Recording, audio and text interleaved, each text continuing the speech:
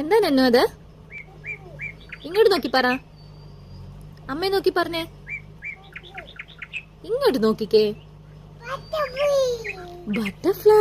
കുറച്ച് ദിവസം നിൽക്കാൻ വേണ്ടിയിട്ട് ഞാനും നന്നും കൂടെ എന്റെ വീട്ടിലേക്ക് വന്നിരിക്കുകയാണ്. ഹരിതാപവും പച്ചപ്പും മാത്രം കാണാൻ കഴിയുന്ന എന്റെ നാട്ടിലേക്ക്.